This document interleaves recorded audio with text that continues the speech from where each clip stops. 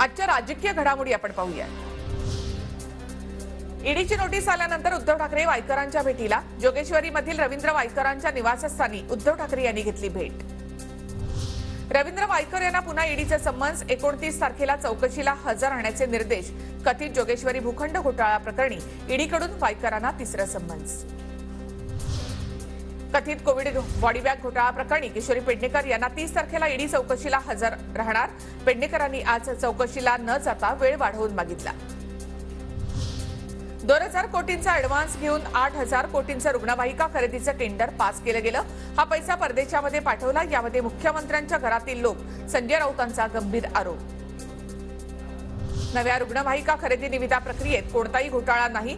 विरोधकांकडून होत असलेले आरोप चुकीचे। आरोग्य विभागाचं स्पष्टीकरण। निविदा प्रक्रियेला शासनाची उच्चस्तरीय समितीची मान्यता असल्याची माहिती। आम्ही कुठलाही दावा करणार नाही, मेरिटच्या आधारावर जागा मागणार। ही जागांची नाही तर भाजप मुक्त भारत करण्याची लढाई। नाना पटोलेंचं वक्तव्य।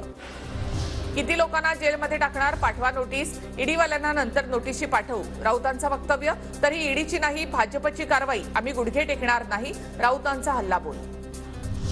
पुण्यातील गुंड गजा मारणेने घेतली पार्थ पवारांची भेट। भेटीचं कारण अद्याप गुलदस्त्यात। मारणे टोळीचा म्होरक्या असलेल्या गजा मारणेवर 6 पेक्षा जास्त गुन्हे दाखल।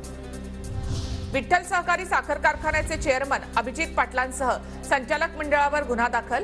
राज्य सहकारी बँकेचे 249 कोटींचं कर्ज थकीत असल्याने गुन्हा दाखल।